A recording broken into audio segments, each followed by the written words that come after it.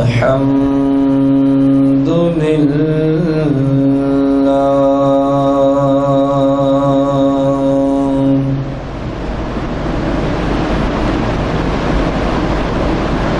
الحمد لله رب العالمين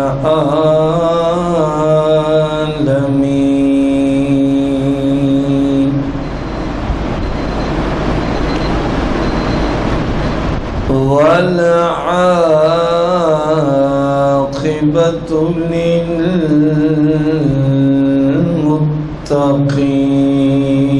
للمتقين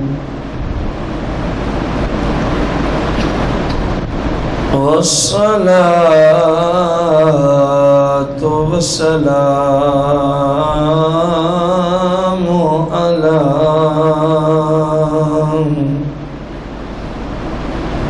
على سيد الأنبياء والمرسلين وعلى آله وأصحابه وأزواجه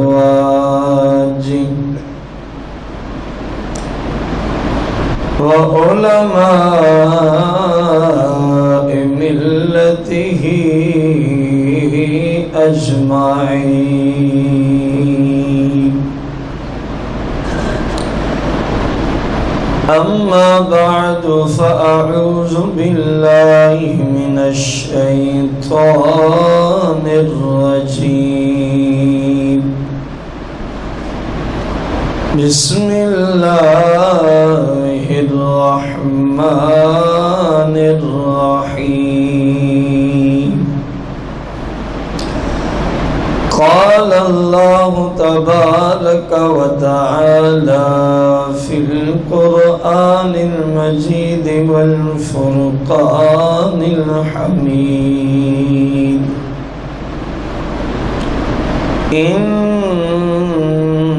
إنما يخشى الله من عباده العلماء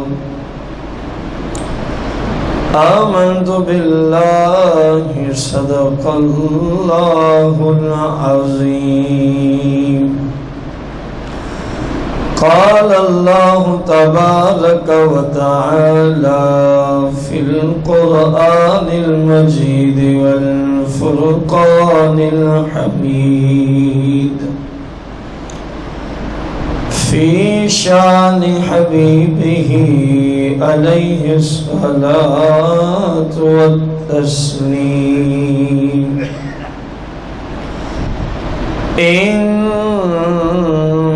الله وملائكته يصلون على النبي يا أيها الذين آمنوا صلوا عليه وسلموا تسليما درود السلام الصلاة والسلام عليك يا سيدي يا رسول الله الصلاة والسلام عليك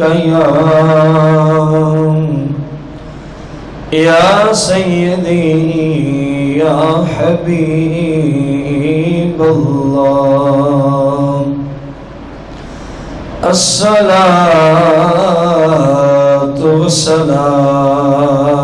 والسلام عليك يا سيدي يا شفيع المذنبين الصلاة والسلام عليك يا سيدي يا رحمة للعالمين.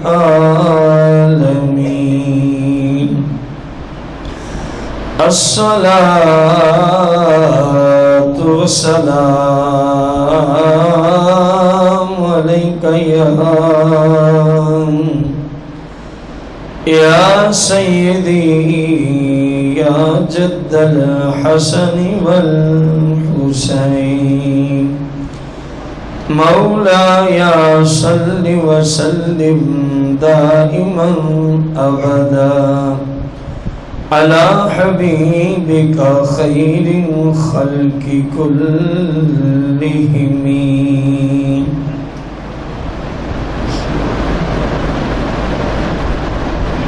حمد و صلات کے بعد سامعین محتشم، بزرگوں، دوستوں اور بھائیوں، ہمارے آج کے جمعۃ المبارک کے خطبے کا جو موضوع ہے، اللہ کا خوف قسط نمبر 1۔ سب سے پہلے ہمیں یہ بات سمجھنی ہوگی کہ خوف خدا کس چیز کا نام ہے۔ ہمارے ہاں کیونکہ قرآن و سنت سے دوری ہے، فی زمانے نہ ہمارے زمانے کی طرف اگر نسبت کی جائے، اکثر لوگ اکثر باتوں کی غلط تعریف سمجھتے، پہچانتے اور جانتے ہیں۔ اب ہمارے ہاں خوف خدا، اللہ کے خوف کا یہ مطلب عرف عام میں لیا جاتا ہے، جی میں اللہ سے بڑا ہی ڈرتا ہوں۔ یہ ہمارے ہاں لوگ مطلب مجھے اللہ سے بڑا خوف آتا ہے۔ یہ جو لوگوں نے اللہ کا خوف جو مطلب بنا رکھا ہے، لے رکھا ہے، شریعت والوں کے ہاں اللہ کے خوف کی یہ تعریف نہیں ہے۔ میں یہاں پہ ایک بزرگ العلامہ کا قول آپ کے سامنے رکھوں گا، امید ہے اب میری یہ بات آپ کو سمجھ آ جائے گی۔ فرمایا، میں یہ بھی آپ کو بتاتا چلوں کہ کیونکہ یہ معاملہ ہے زیادہ تر اس کا تعلق علم تصوف سے ہے، تو ہم نے پھر علم تصوف کے شاہکاروں میں سے اپنی گفتگو کو کرنے کے لیے، آپ تک پہنچانے کے لیے جس ہستی کا انتخاب کیا ہے، یہ وہی مبارک طیب و طاہر ہستی ہیں جب رسول اللہ صلی اللہ علیہ وسلم معراج پہ تشریف لے جاتے ہیں تو سرکار کی بارگاہ میں جناب موسیٰ علیہ نبی علیہ السلام نے اپیل کی کہ آپ کا فرمان عالی شان ہے، العلماء امتی کانبیاء بنی اسرائیل، کہ آپ کی امت کے جو علماء ہیں وہ بنی اسرائیل کے انبیاء جیسے ہیں۔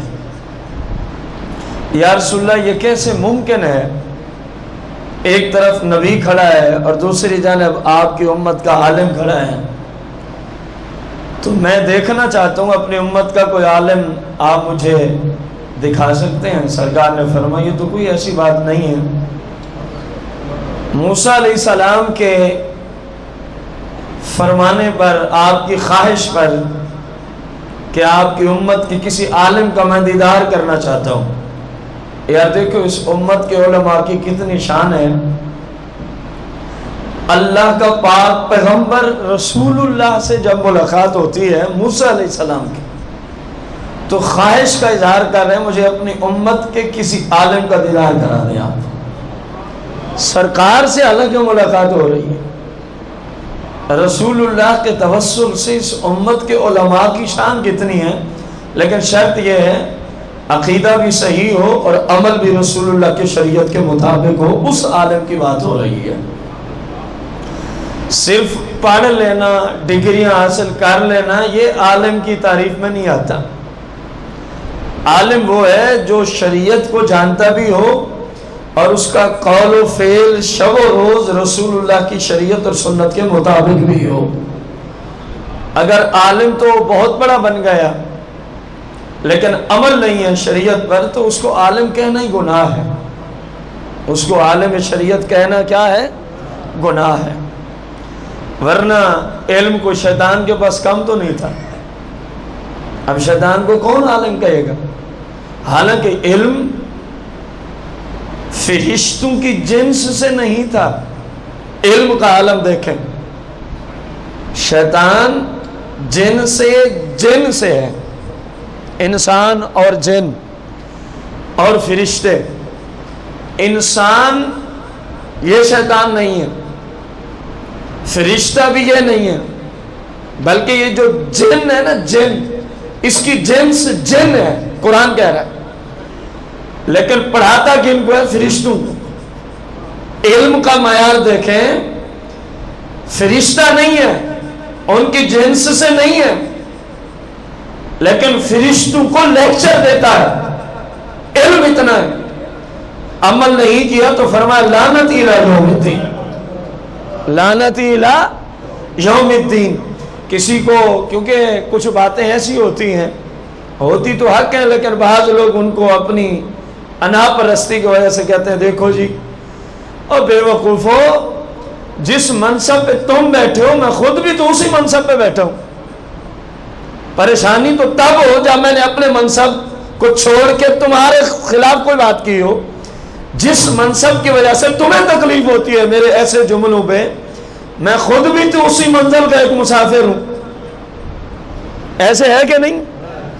اگر مطلق میں علماء کے خلاف ہوں، بالفرض والمحال شریعت کو جاننے والوں کے خلاف ہوں، تو میں بھی تو اسی راہ کا مسافر اور طالب علم ہوں۔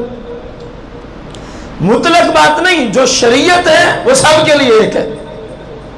اب جس کو تکلیف ہوتی ہے، معلوم ہوا کہ تکلیف ہو رہی ہے، کوئی رولا ضرور ہے۔ ایسے ہے کہ نہیں؟ بندہ جو یہاں کرے، جو چور ہے اللہ کی اس پہ لعنت، ہم میں سے تکلیف کس کو ہوگی؟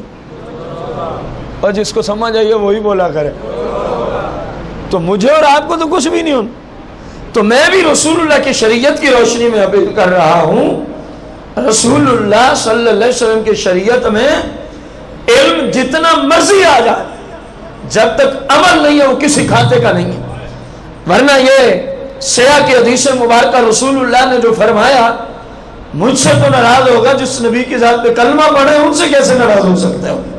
سرکار نے فرمایا بعض لوگ قیامت کے دن جہنم کے ارد گرد یوں چکر کاٹ رہے ہوں گے جس طرح پرانے زمانے میں کنویں کے اوپر، چکی کے اوپر گدھے کو ڈال کے اس کو چکر دیتے اور اس سے پانی حاصل کرتے۔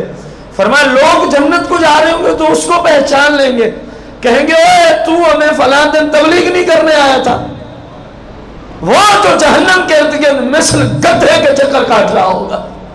رسول اللہ نے فرمایا لوگ اس کو پہچانیں گے جو جنت کو جا رہے ہوں گے، کہیں گے اوے فلاں دن آپ فلاں جگہ منبر پہ بیٹھ کے تبلیغ کر رہے تھے، فلاں دن آپ نے فلاں جگہ تبلیغ کی تھی، اور آپ جہنم میں اور اتنا ذلیل ہو کے۔ رسول اللہ صلی اللہ علیہ وسلم نے فرمایا اس وقت وہ یہ مبلغین ہوں گے، یہ شریعت کے ظاہری عالم ہوں گے، لیکن جنہوں نے صرف شریعت کو دنیا لوٹنے کا ذریعہ بنایا تھا، دنیا میں عمل نہیں کرتے تھے، عمل نہیں کرتے تھے۔ سرکار نے فرمایا وہ روئے گا، چیخے گا، چلائے گا، کہے گا یار میں وہی بد نصیب ہوں۔ لوگ پوچھیں گے رسول اللہ نے شاید فرمایا کہ ہم تیرے سمجھانے کی وجہ سے جنت کو جا رہے ہیں، تیرے لیکچر سن سن کے ہم جنت کو جا رہے ہیں، اور تو خود ادھر کیوں ہے؟ آپ علیہ السلام نے فرمایا اس وقت وہ رو کے کہے گا یار میں تمہیں سمجھاتا ضرور تھا لیکن میں عمل نہیں کرتا تھا۔ یہ میں کہہ رہا ہوں رسول اللہ کی حدیث۔ معراج کی رات سرکار نے دیکھا کچھ لوگوں کے ہونٹ بڑے بڑے، اور جہنم کی آگ سے بنائی ہوئی کینچیوں سے ہونٹ کاٹے جا رہے ہیں. وہ کاٹتے ہیں فرشتے، وہ پھر بن جاتے ہیں، وہ پھر کاٹ دیتے ہیں، وہ پھر بن جاتے ہیں. بس یہی کچھ ہو رہا تھا. قبلہ یہ تصور میں بندہ لے آئے نا، پھر سمجھ آئے گی کتنا سخت عذاب ہے. کیا تھا؟ بڑے بڑے ہونٹ، اور جس کینچی سے کاٹے جا رہے ہیں وہ لوہے کی نہیں. اول تو کبھی کاٹ کے بندہ دیکھے نا سمجھ آ جائے گی لوہے کی کینچی سے کتنی تکلیف ہوتی ہے. اور کوئی نشہ بھی نہیں دیا ہوا. آپ کہیں گے کیا ہوا؟ ڈاکٹر چیرتے بھارت. قبلہ جب چیرتے ہیں تو آپ اس بات سے بے خبر ہوتے ہیں، میں اس بات سے بے خبر ہوں. وہاں کون نشہ دے گا؟ پھر وہاں لوہے کے اوزار نہیں ان کے پاس. اس جہنم سے بنی ہوئی کینچی کہ جس جہنم کے درخت کا ایک پتا اس دنیا میں اس کو رگڑ کے پتے کو اس کا ایک پانی کا قطرہ رسول اللہ فرماتے ہیں اللہ دنیا میں چھوڑ دے تو سارے لوگ اس کی بدبو حرارت کی وجہ سے مر جائیں گے. پورا ورلڈ تباہ و برباد ہو جائے گی. قیامت تک زمین سودا دینا چھوڑ جائے گی. اس جہنم کی آگ سے بنی ہوئی کینچیاں ہیں، ہونٹ کاٹے جا رہے ہیں. وہ کاٹتے ہیں پھر ٹھیک ہو جاتے ہیں، وہ پھر کاٹ دیتے ہیں پھر ٹھیک ہو جاتے ہیں. سرکار نے فرمایا، میں نے پوچھا یا جبرائیل من ہؤلاء، یہ کون ہے جن کا اتنا سخت عذاب ہے؟ قال خطباء امتی کا یا رسول اللہ، یہ آپ کی امت کے خطباء ہیں، خطیب حضرات. حالانکہ خطیب کی تو بڑی شان ہے شریعت میں، عالم کی تو شریعت میں بڑا رتبہ اور مقام ہے. ادھر جملے ہیں خطباء امتی کا، مطلق خطبہ نہیں جو بندہ سمجھے کوئی بنی اسرائیل کے تھے. خطباء امتی کا، خطیب کی جمع خطباء. یہ آپ کی امت کے لیکچر دینے والے ہیں، یہ آپ کی امت کے مبلغ اور خطباء اور خطیب حضرات ہیں. کون سے؟ الذین یقولون ما لا یفعلون، الذین یقولون ما لا یفعلون. یا رسول اللہ سارے خطیبوں کا یہ حال نہیں. پچھلے جمعے آپ نے حدیث سماعت فرمائی، قیامت کے دن سونے کے منبر اور صوفے بچھائے جائیں گے، ان کے اوپر جنت سے بہترین قسم کے پردے ڈالے جائیں گے. یہ محشر کے دن کی بات ہو رہی، ابھی جنت میں داخلہ نہیں ہوا. جب وہ سونے کے نور جیسے نور برساتے ہوئے منبر بچھا دیے جائیں گے تو اللہ کی طرف سے فرشتہ اعلان کرے گا سرکار دو جہاں کی امت کے علماء کہاں ہیں؟ رسول اللہ کی امت کے خطباء کہاں ہیں؟ رسول اللہ کی امت کے شریعت کو جاننے والے، عمل کرنے اور آگے تک پہنچانے والے آج کہاں کھڑے ہیں؟ آؤ یہ سونے سے بنائے ہوئے نور برساتے منبر جن کو پر جنت سے ریشمی پردے ڈالے گئے ہوں گے، وہ فرشتہ کہے گا رسول اللہ کی امت کے علماء کی عزت کی جا رہی ہے، لوگوں کی مٹی پلیت ہو رہی ہے، تم آ کے سونے کے منبر پہ سکون سے بیٹھ جاؤ. یہ بھی علماء کی شان ہے. اور ادھر بھی علماء کی بات ہو رہی ہے، خطباء امتی کا یا رسول اللہ الذین یقولون ما لا یفعلون. لیکن وہ خطباء، وہ علماء، وہ ائمہ، وہ مدرسین، وہ شریعت میں قدم رکھنے والے، الذین یقولون، جو کہتے تو تھے نماز فرض ہے، الذین یقولون، جو کہتے تو تھے زکوٰۃ فرض ہے، الذین یقولون، جو دوسروں کو کہتے تھے فلمیں ڈرامے گانے باجے حرام ہیں، الذین یقولون، جو دوسروں کو کہتے تھے سود رشوت حرام ہے، الذین یقولون، جو دوسروں کو کہتے تھے والدین کا ادب و احترام بڑا ضروری ہے، الذین یقولون، جو دوسروں کو تبلیغ کرتے تھے بیوی کے حقوق بڑے زیادہ ہیں، الذین یقولون، جو دوسروں کو کہتے تھے پڑوسیوں کا خاص خیال رکھنا، الذین یقولون، جو دوسروں کو کہتے تھے اور جوا حرام ہے، الذین یقولون علی ھذا القیاس، پوری شریعت کی تبلیغ کرتے تو تھے ما لا یفعلون، لیکن خود عمل ہے. یا رسول اللہ یہ آپ کی امت کے وہ خطباء ہیں جن کو آپ جہنم میں دیکھ رہے ہیں. دو حدیثوں سے امید ہے سمجھ آ گئی ہوگی کہ شریعت میں عالم کا مطلب ہی یہی ہے، رسول اللہ کی شریعت کو جاننے والا اور اس کے قول اور فعل کو دیکھے تو مصطفیٰ کی شریعت کا پابند نظر آ رہا ہے. وہ ہے عالم دین، وہ ہے عالم. باقی تو سب تماشا ہی ہے. بدقسمتی سے اتنا مقدس شعبہ علماء کا، اتنا مقدس شعبہ، آج اس کے ساتھ بھی زیادتی ہیں بدقسمتی سے. کوئی اچھے برے کی تمیز نہیں. وہ پرلے درجے کا پاگل اور بغیرت اور فاسق و فاجر بھی اسی منبر پہ بیٹھا ہوا نظر آتا. یہ سب حکومت کی نااہلی ہے، یہ حکومت کی بدماشی ہے، یہ سب حکومت کے یزیدی ہونے کی علامات ہیں، یہ سب فرعونیت ہونے کی علامات ہیں. اگر اسلامی حاکم ہوتا تو مجال کیا ہے کہ کسی جاہل اور فاسق کو یہاں بیٹھنے کی اجازت ہوتی. ایک نماز میں کوتاہی ہو جائے نا، اسلامی حکومت میں تو گورنر کو اس کے گورنر کے منصب سے معزول کر دیا جاتا، حالانکہ وہ کسی کھاتے کا منصب بھی نہیں ہے. اصل منصب تو یہ ہے جو ادھر بیٹھا ہوا ہے، وہ صرف سلطنت کے نظام کو چلانے والا ہوتا ہے. چند لوگوں کا نظام اس کے پاس. اتنا پتہ چل جانا 1 روپے کی کرپشن کی ہے، 1 روپے کی. اسلامی سلطنت کا حکم یہ ہے کہ ایسا ظالم آپ کا گورنر نہیں ہو سکتا، آپ کا افسر ہے. سب نااہلیاں وہاں سے ہیں جس کا رونا، جس کی مختلف صورتوں میں گند ہمارے سامنے اس وقت موجود ہے. کیونکہ فرعون اور یزید کی جب حکومت ہوتی ہے تو پھر یہی کچھ ہوتا ہے جو اس وقت پاکستان میں ہو رہا ہے. جب حکومت صحیح ہو جائے گی تو سارے نظام درست ہو جائیں گے، سارے نظام درست ہو جائیں گے.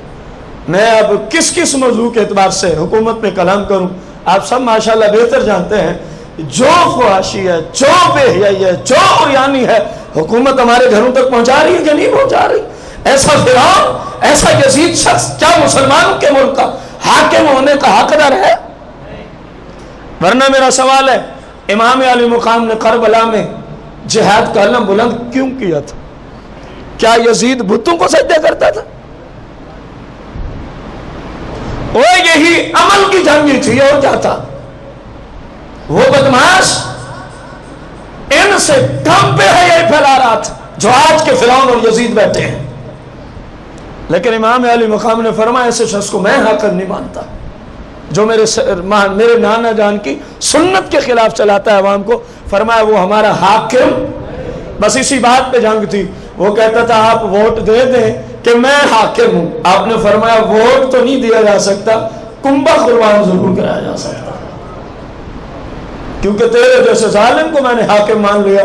قیامت تک لوگ میرے پیچھے کھڑے ہو کے ایسے ظالموں کو پھر حاکم مانتے جائیں گے.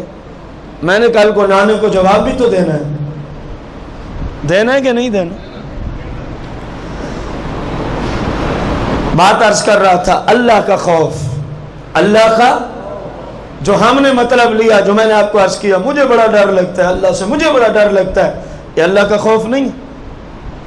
سنو، اس مقدس ہستی کی کتاب سے جو تصوف سے شہنشاہ مانے جاتے ہیں، اور جب موسیٰ علیہ السلام نے اپیل کی یا رسول اللہ آپ جو فرماتے ہیں، جو بات ہم چلائے بیٹھے تھے کہ میری امت کا عالم بنی اسرائیل کے انبیاء جیسا ہے، العلماء امتی کا انبیاء بنی اسرائیل. معراج کی رات موسیٰ علیہ السلام نے اپیل کی تو کوئی عالم دکھا تو دے، چلو میں بھی دیکھ لوں، چلو میں بھی. اور کتنی شان ہے اس امت کے علماء کی. اللہ کا پاک پیغمبر موسیٰ علیہ السلام جیسا نبی اور سرکار سے ملاقات ہوتی ہے تو خواہش کس چیز کی کرتے ہیں؟ اپنی امت کا کوئی عالم ہی دکھا دیں. تو سرکار نے فرمایا یہ لو، جو سرکار نے اس وقت دکھایا تھا ہم آج انہی کی کتاب سے آپ کو درس دے رہے ہیں. امام غزالی، امام غزالی محمد بن محمد آپ نے ارشاد فرمایا کہ اس چیز کا نام خوف خدا نہیں ہے. کس چیز کا؟ کہ بندہ رو رو کے مر جائے، بندہ رو رو کے مر جائے، آنسو سے آنسو، آنسو سے آنسو، آنسو سے، حالانکہ وہ اللہ کی نافرمانیوں کو چھوڑتا نہیں. کتنی بڑی بات ہے. خوف خدا کیا ہے؟ فرمایا رو رو کے مر گیا، آنسو کی لڑیاں لگی ہوئی ہیں، لیکن اللہ کی نافرمانی کو چھوڑتا؟ جب پوچھا جاتا ہے کیوں رو رہا ہے؟ مجھے اللہ سے بڑا ڈر لگتا، اس لیے رو رہا ہوں۔ فرمایا جب سیرت دیکھتے ہیں تو سرکار کی شریعت کے خلاف ہے، جب رونا دیکھتے ہیں تو آنسو سے آنسو کی لڑیاں لگی ہوئی ہیں۔ جب پوچھتے ہیں او بھائی تو کیوں رو رہا ہے؟ کہتے مجھے اللہ سے بڑا خوف ہے، میں اللہ سے بڑا ڈرتا ہوں۔ اور جب اس کی سیرت کو دیکھتے ہیں، باتیں میں 3 ملا رہا ہوں تاکہ مسئلہ سمجھ آئے، جب سیرت کو دیکھتے ہیں تو سرکار کی شریعت کے خلاف نظر آتی ہے۔ فرمایا امام غزالی نے اس بندے کو اللہ کا خوف والا ہم نہیں کہہ سکتے، ہم تو صرف زبان تک اپنے آپ کو محدود کیے ہوئے نا، میں اللہ سے بڑا ڈرتا ہوں، میں اللہ سے بڑا ڈرتا ہوں۔ فرمایا بھلے رو رو کے بھی مر جائے، کیوں رو رہا ہے؟ جواب کیا ہے؟ اور جب اس کی سیرت کو دیکھتے ہیں، جب اس کے شب و روز دیکھتے ہیں، جب اس کے اعمال کو دیکھتے ہیں تو وہ رسول اللہ کی شریعت کے خلاف ہے۔ فرمایا اس کو خائف نہیں کہہ سکتے، اس کو ہم اللہ سے ڈرنے والا، اس میں اللہ کا خوف نہیں ہے۔ امام غزالی نے فرمایا اللہ کا خوف یہ ہے کہ بندہ ہر اس کام کو چھوڑ دے جس کام سے اللہ اور اس کے رسول نے روک دیا، یہ ہے خوف خدا۔ ہر اس چیز کو چھوڑ دے جس کام سے اللہ اور اس کے رسول نے، شاید سرکار کی اس حدیث کا یہی مطلب ہے۔ کون سی حدیث؟ سرکار علیہ السلام نے فرمایا اللہ کی قسم ہے، سامعین کون ہیں؟ صحابہ و اہل بیت۔ صحابہ و اہل بیت کی سیرت میں کوئی کمی ہے؟ جو ساری رات کھڑے ہو کے قرآن پڑھتے ہیں، جو ساری رات نوافل میں گزارتے ہیں، جو سارا سال سوائے چند ایام کے روزے کے ساتھ گزارتے ہیں، جن کا سارا مال اللہ کے محبوب کے قدموں پہ قربان ہے، جن کی اولاد، عزت، گھر بار خود سرکار پہ قربان ہے، ان سے خطاب ہے۔ امام غزالی کا خوف خدا کی تعریف کو ذہن میں رکھنا، رونے والا خوف خدا نہیں رکھتا، ہر وقت مجھے بڑا ڈر لگتا ہے، مجھے بڑا ڈر لگتا ہے، یہ خوف خدا کی تعریف میں سچا؟ ہاں، کون سچا ہے؟ جس کام سے اللہ عز و جل اور اس کے رسول صلی اللہ علیہ وسلم نے روک دیا، جو اس سے رک جائے، فرمایا یہ ہے وہ مرد قلندر جو خوف خدا رکھتا ہے، جو خوف۔ اسی مطلب کو سمجھانے کے لیے میں حدیث پڑھنے چلا تھا۔ اتنی بڑی سیرتوں کے مالک، اتنی بڑی سیرتوں کے مالک کہ رسول اللہ صلی اللہ علیہ وسلم فرما رہے ہیں میرے صحابہ میں سے جس ایک کی سیرت کو اپنا لوگے تو تم جنت تک پہنچ جاؤ گے۔ جن کی سیرت اتنی مقدس ہے ان کو خطاب ہے۔ فرمایا صحابہ و اہل بیت میں تم سب سے زیادہ اللہ سے ڈرنے والا ہوں، میں تم سب سے زیادہ اللہ سے۔ یہ مطلب ہے جو امام غزالی نے ذکر کیا کہ جتنی سختی سے میں شریعت پہ پابند ہوں اتنا کوئی ہو ہی نہیں سکتا، اتنا کوئی۔ آپ دیکھو سرکار کی قربانیاں دیکھیں، آپ رسول اللہ صلی اللہ علیہ وسلم کی دین پہ عمل اور دین کی تبلیغ پہ قربانیاں دیکھو، جب سے دنیا چلی ہے جب تک جائے گی، اتنی عزت کا مالک اور اتنی بڑی قربانیاں تاریخ میں کہیں لفظ نہیں ملیں گے، اگر ملیں گے تو سرکار دو جہاں کی شان میں ملیں گے۔ بیٹی کو طلاق ہو جانا دکھ درد ہے کہ نہیں؟ بولو تو صحیح ہے، جبکہ بیٹی کا کوئی قصور بھی۔ اس سے ملتا ہوا جملہ بول کے پھر میں اپنے مسئلے کی طرف آؤں گا۔ ہمارے زمانے میں اگر بچی کو طلاق ہو جائے تو سارے گھر والے اس بچی کو کوستے ہیں، اس کے ساتھ غلط رویہ رکھتے ہیں، اس کے ساتھ زیادتیاں کرتے ہیں، ظلم کرتے ہیں۔ یہ کبھی چھان بین بھی نہیں کی کہ طلاق دینے میں، طلاق ہونے میں قصور کس کا ہے، اس کو تحقیق کیے بغیر بچی کے ساتھ زیادتیاں ہیں. حالانکہ ہمارے پاس جو کیسز آ رہے ہیں مسائل کی دنیا میں، فیملی آتی ہیں یا انٹرنیٹ کے ذریعے پوچھے جاتے ہیں، تو 100 میں تقریباً 95% طلاق میں قصور لڑکے کا ہے آج کل کے زمانے میں. اور ہم اپنی بچی پہ ظلم کرتے ہیں، ہم اپنی بچی پہ ظلم کرتے ہیں. کیوں؟ اگر اس کی زیادتی کا بیک گراؤنڈ دیکھا جائے کہ وہ شوہر یہ اس طرح کا ظلم کیوں کرتے ہیں اس بچی کے ساتھ، اس ہماری مقدس بہن کے ساتھ، تو اس کا ذمہ دار اس بچی کا باپ اور اس کی ماں نکلتے ہیں. حیران تو آپ لوگ ہوئے ہوں گے. میں حدیث پڑھ کے عرض کروں گا کیوں والدین اس کے ظلم کا سب سے بڑا سبب ہے. بس ایک بات سرکار نے فرمایا، جب رشتہ دیکھا جاتا ہے لینی ہو یا دینی ہو، تو فرمایا مختلف انداز سے لوگ مختلف چیزیں دیکھتے ہیں. کوئی جاتا ہے فقط اپنی قوم، حسب و نسب کو دیکھتا ہے، فرمایا تم نے یہ نہیں کرنا، تم نے یہ نہیں کرنا. کوئی جاتا ہے فقط ظاہری حسن و جمال کو دیکھتا ہے، فرمایا میں تمہیں روک رہا ہوں، تم نے فقط یہ کام بھی. اور کوئی جاتا ہے اس کے مال اور دولت کو دیکھنے، کوٹھیاں کیسی ہیں، بینک بیلنس کتنا ہے، کاروبار کتنا ہے، پیسہ کتنا ہے. سرکار نے فرمایا میں تمہیں روکتا ہوں یہ بھی نہ کرنا. پھر کرنا کیا ہے؟ فرمایا اظفر بذات الدین، اظفر بذات الدین. فرمایا لینی ہو یا دینی ہو اصول تمہیں میں دے دیتا ہوں.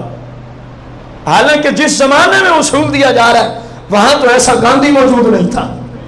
یہ مستقبل کی طرف نگاہ نبوت کام کر رہی تھی. جن کے لیے اصول دیا بدقسمتی سے آج انہوں نے اصول کو چھوڑ دیا ہے. فرمایا کہ نہ مال دیکھنا لینی ہو یا دینی ہو، نہ صرف حسن و جمال دیکھنا، نہ یہ دیکھنا میری قوم یہ ہے تو ان کی یہ ہے. میں تمہیں روک کے جا رہا ہوں. اگر چاہتے ہو تمہارے گھر آباد رہیں، چاہتے ہو تمہاری بچیاں ہمیشہ شاد رہیں، تو اظفر بذات الدین. فرمایا پھر دیکھ لیا کر جس کو دینے لگا ہے وہ میری شریعت پہ عمل کتنا کرتا ہے. آج جو ہم نے معیار یہودیوں والا بنا رکھا ہے رشتہ قبول کرنے میں، آج جو ہم نے رشتہ لینے اور دینے میں وہ معیار رکھا ہے جو عیسائیت میں چلتا ہے، جو مشرک اور کافروں میں چلتا ہے، تو پھر کل کو آبادی بھی تو اتنی ہوگی جو ان کے ہاں ہوتی ہے. ہم نے اپنے محبوب کا دیا ہوا معیار لیا ہوتا. آج نیک لوگوں کے جو آپس میں رشتے ہوتے ہیں ان کے گھروں میں کتنے فسادات ہیں. او یار بولو تو صحیح. میں حدیث پڑھ پڑھ کے اپنی ہر بات پہ دلیل دیے جا رہا ہوں. ہم نے رسول اللہ کا یہ دیا ہوا طریقہ ترک کر دیا. اظفر بذات الدین کتنا مقدس اصول تھا. فرمایا جب شادی کرنی ہو یا کسی سے لے کے آنی ہو، دینی ہو یا لینی ہو، تو کامیاب تب ہو سکتا ہے جب تو صرف معیار رسول اللہ کی شریعت کو بنائے گا. ہم یہ تو پوچھتے ہیں بچہ کیا کرتا ہے، دنیاوی تعلیم کتنی ہے، کتنا ماہانہ پیسے کماتا ہے، باپ کی جائیداد کتنی ہے، مکان دکھاؤ کیسا ہے، گاڑی دکھاؤ کیسی ہے، فلاں چیز کتنی ہے. کبھی یہ بھی پوچھا ہے کہ بچے کا چہرہ دکھاؤ کیسا ہے. کبھی یہ پوچھا ہے کہ تمہارا بیٹا 5 میں سے کتنی پڑھتا ہے. کبھی ہم نے یہ پوچھا ہے آپ کا بیٹا 24 گھنٹوں میں قرآن کی کتنی تلاوت کرتا ہے. کبھی ہم نے یہ پوچھا ہے رمضان سال کے بعد آتے آپ کے بیٹے کے روزوں کا معاملہ کیا ہے. کبھی ہم نے پوچھا اتنا مالدار جو ہے آپ کا بیٹا زکوٰۃ کتنی دیتا ہے. کبھی ہم نے پوچھا اتنا جو ماہانہ کما رہا ہے اس میں حلال کتنا ہے اور حرام کتنا ہے. اظفر بذات الدین ہم نے خود چھوڑا.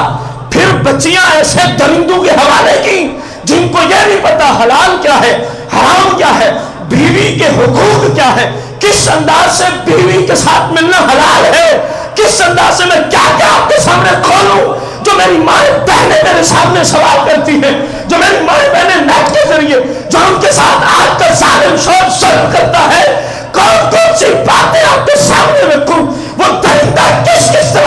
بچیوں کے ساتھ ظلم کرتا ہے. یہ کیوں ظلم ہو رہا ہے؟ والدین نے رشتہ دیکھنا ہی ترک کر دیا ہے جس حیثیت سے سرکار نے رشتہ قبول کرنے کا حکم ادا فرمایا. جانوروں کو بھی حیا آ جائے. ایسے ایسے کام شوہر اپنی بیویوں کے ساتھ کرتے ہیں. جنسی تعلق دنیا میں نے کلام کیا. قصور بیٹی کا ہے، طلاق جو ہو گئی. میں وہ ساری صورتیں آپ کے سامنے رکھنے سے قاصر ہوں جو ہم سے پوچھی جا رہی. میں کیا کروں؟ میرے ساتھ یہ ظلم ہے. والدین کو کہتے ہیں جیسے ہوتا ہے گزارا کرو. تو اصل قصوروار کون ہے حدیث کی روشنی میں؟ اظفر بذاتی دین پہ عمل کیا ہوتا تو بچیوں کے ساتھ یوں ظلم نہ ہوتے، بچیوں کے ساتھ یوں زیادتیاں نہ ہوتی، بچیوں کے یوں گھر برباد. ہمارا تو معیاری دنیا داری. پتہ ہوتا کیا؟ امیر ترین رشتہ جیسا بھی مل جائے، شرابی ہو، کبابی ہو، زانی ہو، یہ کہہ کے چپ کر جاتے ہیں کوئی نہیں کل کو ٹھیک ہو جائے گا. تو جو رسول اللہ کی شریعت و سنت کا پیکر ہے اس کو اس لیے ٹھکرایا کہ یار یہ غریب لوگ ہیں، یہ ہمارے لیول کے نہیں ہیں، ان کے پاس تو مکان اچھا نہیں، ان کے پاس تو گاڑی نہیں، ان کی تو اتنی آمدنی نہیں ہے، تو یہاں کیوں نہیں خیال آیا چلو حدیث پہ عمل کرتے ہیں، اللہ چاہے گا تو اس کو امیر کر دے گا. جس طرح وہاں خیال آتا ہے کوئی نہیں ٹھیک ہو جائے گا، ادھر بھی تو خیال آنا چاہیے کوئی نہیں اللہ امیر بنا دے گا. یا امیر بننے سے گھر نہیں چلتے، گھر ہمیشہ آباد ہوتے ہیں مصطفیٰ کی شریعت پہ چلنے سے. گھروں کو آباد کرنے کا تعلق پیسے سے نہیں ہے، پیسے سے، ورنہ امیروں کے گھروں میں جھگڑے نہ ہوتے. اور 100 میں سے 95 بلکہ 98% جو جھگڑے اس وقت شوہر بیوی کے ہیں وہ ہیں ہی امیروں کے گھروں میں. دولت کی وجہ سے گھر نہیں چلتے، دولت کی وجہ سے گھر چلتے ہیں اظفر بذات دین کے اصول کے تحت. سرکار نے کتنا مقدس طریقہ دیا ہے. کاش کی امت نے اس کو اپنایا ہوتا ہے، کاش کی امت نے اس کو. ان کو تو شرم آتی ہے وہ داڑھی والے کو میں نے بیٹی دینی، ان کو تو شرم آتی ہے. 5 وقت کا نمازی ہے، وہ تو سائیں لوگ ہیں. یہ جملے یہ تو پھر قبر و آخرت میں پتہ چلے گا نا سائیں کون تھا اور دانشور کون تھا. یہاں تو جیسے کسی کے منہ میں ہے وہ بول سکتا ہے، کوئی روکنے والا ہی نہیں. سرکار دو جہاں صحابہ و اہل بیت کو خطبہ دے رہے ہیں. فرمایا میں تم سب سے اللہ کا زیادہ خوف رکھتا ہوں. کیوں؟ جس طرح جن مشکلات میں شریعت کی تبلیغ پہ پابندی کے ساتھ اور شریعت پہ چل رہا ہوں، تم میں سے کسی کی جرت نہیں کہ اس انداز میں تم چل سکو. کیونکہ اللہ کے خوف کا مطلب کیا ہے؟ شریعت پہ چلنا، اللہ رسول کی نافرمانی والے کاموں کو ترک کر دینا، چھوڑ دینا، یہ ہے اللہ کے خوف پہ چلنا. سرکار صحابہ کو فرما رہے ہیں میں تم سب میں سے زیادہ اللہ کا جیسے ہی تبلیغ فرماتے ہیں، جیسے ہی آپ صلی اللہ علیہ وسلم کا قریبی رشتہ دار، آپ کی بیٹی سے اس کا نکاح ہو چکا تھا، تو آپ کی تبلیغ کو سن کے آپ کی شہزادی کو طلاق بھیجتا ہے. سرکار نے فرمایا کچھ نہیں ہوتا، مشن نہیں چھوٹتا. طلاق ہو گئی ہے تو کوئی نہیں، اللہ اور رشتہ عطا فرما دے گا. صرف اس وجہ سے طلاق ہوئی آپ کی بیٹی کو، آپ نے تبلیغ شروع کی، اس درندے نے مخالفت کرتے ہوئے آپ صلی اللہ علیہ وسلم کی شہزادی کو طلاق دے دی اور کہا جی کیونکہ آپ کے ابا نے یہ تبلیغ کی ہے جو ہماری سمجھ میں نہیں آتی، جو ہماری، یہ ہے خوف خدا. جو مرضی ہو گیا، جسم لہولہان ہے، اپنا شہر جہاں پیدا ہوئے، اپنے رشتہ دار، سب کا سب چھوڑنا پڑا. فرمایا پرواہ نہیں ہے، کریں گے وہی جو اللہ کا حکم ہے. یہ ہے خوف خدا. تبھی فرمایا صحابہ تم میں سے اتنا کوئی بھی اللہ سے نہیں ڈرتا جتنا میں ڈرنے والا ہوں، جتنا میں ڈرنے والا ہوں. رسول کریم رؤوف الرحیم علیہ الصلوۃ والسلام کی شریعت میں قرآن مجید فرقان حمید میں ہے انما یخشی اللہ من عبادہ العلماء. اللہ کریم سے جس ڈرنے کا حق ہے اللہ کے بندوں میں سے صرف علماء ڈرتے ہیں. یہ قرآن ہے. کون ڈرتے ہیں؟ علماء ڈرتے ہیں. جس طرح ڈرنے کا حق ہے وہ صرف کن کے پاس ہے؟ علماء کے پاس وہ چیز موجود ہے. لیکن کون سے علماء؟ جن کے عقائد ٹھیک ہے اور جن کے شب و روز رسول اللہ کی سنت کے مطابق ہے. ان علماء. کیونکہ ڈرنے کا مطلب کیا ہے؟ کانپتا رہے بندہ. ڈرنے کا مطلب کیا ہے؟ تسبیح لے لے، یا اللہ میں تجھے بڑا ڈرتا، انی اخاف اللہ، انی اخاف اللہ، انی اخاف اللہ. یہ اللہ کا خوف نہیں. اللہ کا خوف کیا ہے؟ اللہ اور اس کے رسول کی شریعت کے خلاف جتنے کام ہیں ان کو چھوڑ دیا جائے. اللہ کے ہاں بندے کو لکھ دیا جاتا ہے یہ خوف خدا والا ہے. یہ خوف ہے. اندازہ لگانا اس ایک روایت سے. شہنشاہ عدالت خلیفہ ثانی فاروق اعظم رضی اللہ عنہ اپنے دور خلافت میں مدینہ کے اطراف میں آپ گشت پہ تشریف فرما ہیں. ایک غلام کو دیکھا وہ بھیڑ بکریاں چرا رہا. آپ نے فرمایا کہ بکری ایک بیچو گے؟ خوف خدا سمجھنا. کہنے لگا حضور میں ان کا مالک ہی نہیں ہوں، میں ان بکریوں کا. اب فاروق اعظم نے آزمائش لیتے ہوئے، کیا لیتے ہوئے کہ اس کی آزمائش لیتے ہیں یہ کیا کرتا ہے. فرمایا مالک کون ہے؟ میرے آقا ہیں. آپ نے فرمایا یہاں آقا موجود تو نہیں ہے نا؟ یہاں پر تیرا آقا، ایک بکری ہمیں بیچ ڈال، شام کو جب جانا تو کہہ دینا بھیڑیا آیا تھا اٹھا کے لے گئے. اس اللہ کے نیک بندے نے آگے جواب دیا چلو میرے مالک کو جو دنیا میں ان بکریوں کا مالک ہے اس کو تو پتہ نہیں چلے گا. اے شخص، وہ بھی نہیں جانتا تھا یہ فاروق اعظم امیر المومنین ہے. اے شخص جو یہاں مجازی مالک ہے میرا، اس کو تو پتہ نہیں چلے گا. آپ یہ بتائیں رب العالمین کو بھی پتہ نہیں چلے گا. خوف خدا یہ اللہ کی نافرمانی نہیں کرنا. منع کیا نا کہ دھوکہ نہیں کرنا، فرار نہیں کرنا، جھوٹ نہیں بولنا. اب اگر بیچتا ہوں تو یہ سارے کام کرنے پڑیں گے. جھوٹ بولنا پڑے گا، فرار کرنا پڑے گا، دھوکہ دینا پڑے گا. عرض کیا ہے شخص میرا جو حقیقی مالک ہے وہ تو جانتا ہے کہ نہیں جانتا. فاروق اعظم نے فرمایا تیرے آقا کا ایڈریس کیا ہے؟ اس نے کہا جی فلاں علاقے میں فلاں جگہ رہتا ہے. فاروق اعظم فوراً اس کے مالک کے پاس پہنچے. آپ یہ بتا غلام ہے. اس کو کہا کتنے پیسے ہیں تیرے اس غلام کے جو بکریاں چلا رہا؟ اس نے منہ مانگی قیمت لی. اتنے دینار ہیں. فرمایا یہ لے، اس بندے کو آزاد کر دے، اس بندے کو. اور پھر فاروق اعظم اس غلام کے پاس آتے ہیں. فرمایا بیٹا جس طرح اللہ کے خوف کی وجہ سے تجھے یہاں غلامی سے نجات مل رہی ہے، میں یقین سے کہہ رہا ہوں اگر تیرا خوف خدا یہی رہا تو قیامت کے دن رب تجھے جہنم سے بھی آزادی عطا فرما دے گا. یہ ہے خوف خدا. مالک دیکھ نہیں رہا، آقا کو پتہ نہیں، لیکن ذہن میں کیا ہے کہ اللہ کی نافرمانی کرنی پڑے گی اگر بیچتا ہوں تو. اللہ کا خوف اس چیز کا نام ہے. انشاءاللہ بہت ساری اس طرح کی باتیں مستقبل میں اس کی بہت ساری اقساط آئیں گی. آپ سنیں گے انبیاء کا خوف کیا تھا، صلحاء کا خوف کیا تھا، صحابہ و تابعین کا خوف کیا تھا، بزرگان دین کا خوف خدا کیا تھا. اور پھر آخر میں پوچھنا ہے جب یہ ساری باتیں آپ کو بتا دیں گے ہم کس حالت میں ہیں. پتہ تو چلے نا کہ عاشق رسول کون ہے، پتہ تو چلے نا غلام رسول کون ہے. اور نعرے لگانے سے عشق نہیں آتا، نعرے لگانے سے کوئی غلام مصطفیٰ نہیں بن سکتا. بننا ہے تو سرکار کی شریعت کے مطابق بنو، بننا ہے تو سرکار کی شریعت کے. اللہ کریم سے دعا گو ہے مالک مجھے آپ سب کو جب تک زندہ رہیں ہمیشہ اپنے خوف میں رہتے ہوئے زندگی بسر کرنے کی توفیق عطا فرمائے. اور خوف خدا کا معنی ہے اللہ اور اس کے رسول کی شریعت کی نافرمانی چھوڑ دینا.